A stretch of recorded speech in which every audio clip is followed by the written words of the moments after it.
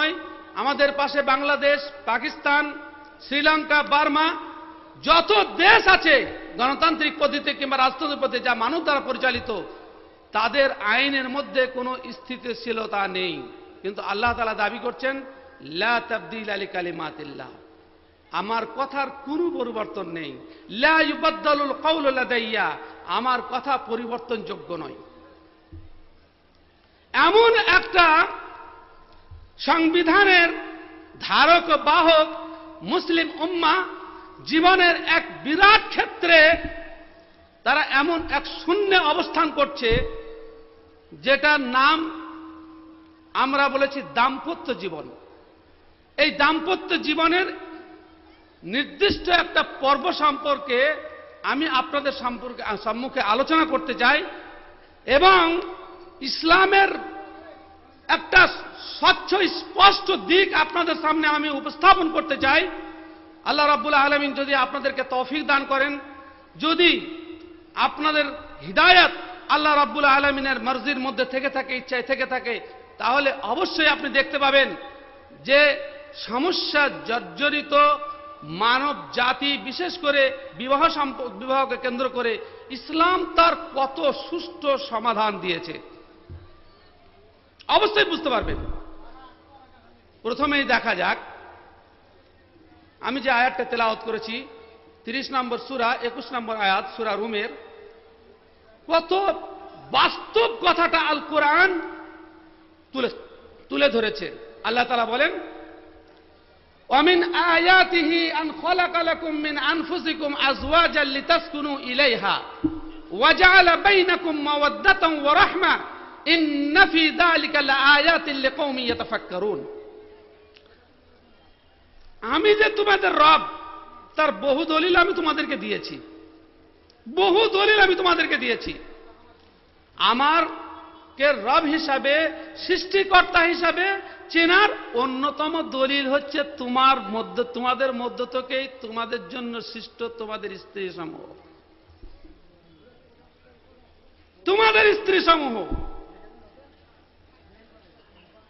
তারপরে আল্লাহ তাআলা বলছেন ওয়াজাআলা বাইনাকুম মাওয়াদ্দাতান ওয়া রাহমা, আল্লাহ রাব্বুল আলামিন তোমাদের উভয়ের মধ্যে এমন একটা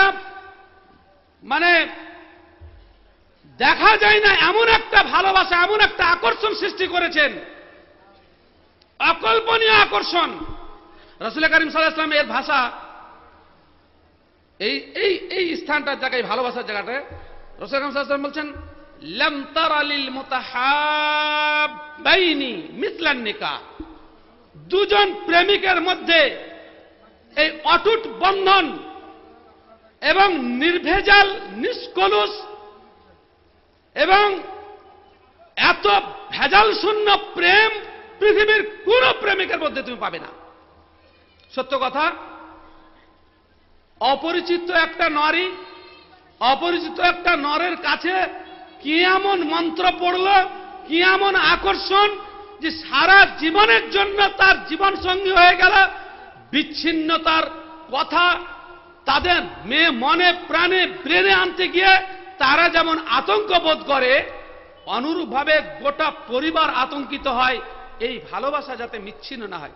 আর আল্লাহ রাব্বুল আলামিন সূরা নিসার প্রথম আয়াতে এই প্রেমে যাতে ব্যাঘাত না ঘটে, বিরহ না আসে, এই প্রেমের মধ্যে যাতে ফাটল না ধরে, সেজন্য আল্লাহ পাক রব্বুল ইজ্জত নিজের শক্তির কথা, নিজের ক্ষমতার কথা স্মরণ করিয়ে দিয়ে আল্লাহ পাক রব্বুল ইজ্জত বলছেন ওয়াল আরহামা ইন্নাল্লাহা কানা আলাইকুম রাকিবা। সাবধান, সতর্ক হও, তোমাদের যে আত্মীয়তার বন্ধনের যাত্রা যে শুরু হলো, এটা যাতে বিচ্ছেদ না ঘটে। আল্লাহ তাআলা সাবধান করেছেন ইন্নাল্লাহা কানা আলাইকুম রাকিবা, জেনে রাখবে যে আল্লাহ তোমাদের জন্য গোয়েন্দাগিরি করছেন। তোমরা কোন মানসিকতা নিয়ে সংসার জীবন অতিবাহিত করছো, এটা আল্লাহ খুব সূক্ষ্ম দৃষ্টিতে প্রত্যক্ষ করছেন, দেখছেন। এখান থেকে কেউ অন্যায় করলে আল্লাহ ছেড়ে কথা বলবেন না। ব্রাদার ইসলাম, বিবি এমন একটা নিয়ামত, স্ত্রী এমন একটা নিয়ামত যে রাসূল করিম সাল্লাল্লাহু আলাইহি ওয়াসাল্লাম তার পছন্দের তালিকায়, তার প্রিয় জিনিসের তালিকায় বিবিকে রেখেছেন অন্যান্য জিনিসের মধ্যে। আর তিরমিজির যে সহিহ হাদিস আপনাদের সামনে আমি পাঠ করেছি, তার অর্থ যদি শুনেন তাহলে আপনি অবশ্যই শিহরিত হবেন, পুলকিত হবেন, আনন্দিত হবেন। যদি আপনি আসলেই আল্লাহ রাব্বুল আলামিনের পছন্দ অনুযায়ী স্বামী যদি হয়ে থাকেন, যদি আপনি দাম্পত্য জীবন আসলেই আল্লাহ এবং তার রাসূল সাল্লাল্লাহু আলাইহি ওয়াসাল্লামের সুন্নাত এবং উসওয়া অনুযায়ী পরিচালিত করতে চান। রাসূল আকরাম সাল্লাল্লাহু আলাইহি ওয়াসাল্লামের ভাষা দেখুন, আরবাউন মান উতিয়াহুন্না। বৃষ্টি হয়েছে ভাই নাকি? বৃষ্টি পড়ছে, শর্ত একটা বৃষ্টি না হওয়ার। বৃষ্টি জোরে আসলে উঠলে চলবে না। আল্লাহ পরীক্ষা করতে চাইছে, বৃষ্টি জোরে আসলে উঠলে চলবে না, আর উঠলেই বৃষ্টি হতে জোরে শুরু হয়ে যাবে। আমার সাথে একটু দোয়া পড়েন, আল্লাহুম্মা হাওয়ালাইনা ওয়ালা আলাইনা, আল্লাহুম্মা আলাল আকামি ওয়াল আজামি ওয়াল আউদিয়াতি ওয়া মানাবিতিশ শাজারা। মানেটা বলে দেয়, তাহলে আপনার দোয়া পড়লে ভক্তি লাগবে। আল্লাহ আমাদের আশেপাশে দাও, আমাদের উপরে নয়।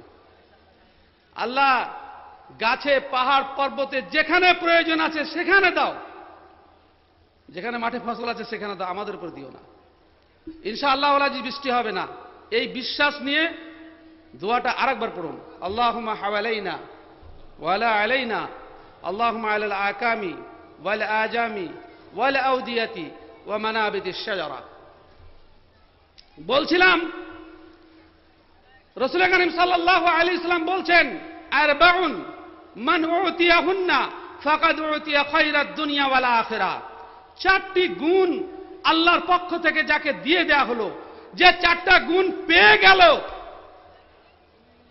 ফাকাদ উতিয়া খায়রাদ দুনিয়া ওয়াল আখিরা, আল্লাহ তাকে দুনিয়ার সমস্ত ভালো জিনিস তাকে দিয়ে দিয়েছেন এবং আখিরাতেরও সমস্ত ভালো জিনিস তাকে দিয়েছেন। খায়রাত, যে কল্যাণমূলক, সব দিয়ে দিয়েছেন।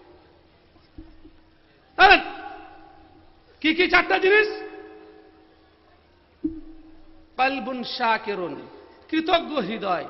যা পেলেন আল্লাহর বিরুদ্ধে কোনো অভিযোগ নেই, কেননা কোনো জিনিসের পাওয়া আর না পাওয়া ফয়সালা আকাশে হয়। সেজন্য আপনার অদৃষ্টে, আপনার তাকদীরে, আপনার ভাগ্যে যা এসেছে তার উপরে যদি আপনি সন্তোষ প্রকাশ করেন, এটা সব থেকে একটা মুমিনের বড় গুণ। রাসূল করিম সাল্লাল্লাহু আলাইহি ওয়াসাল্লাম বলেছেন, ওয়ারদা বিমা কাসামাল্লাহু লাক তাকুন আগনান নাস। আল্লাহ তোমার ভাগ্যে যা লিখে দিয়েছে, যা তুমি পেয়ে গেছো, তার উপরে তুমি সন্তোষ প্রকাশ করো, খুশি হয়ে যাও, তো তুমি নিজেকে পৃথিবীর সেরা ধনী মনে করবে। কলবুন শাকিরুন ওয়া লিসানুন যাকিরুন, এই গুণটা আমাদের খুব কম লোকের আছে।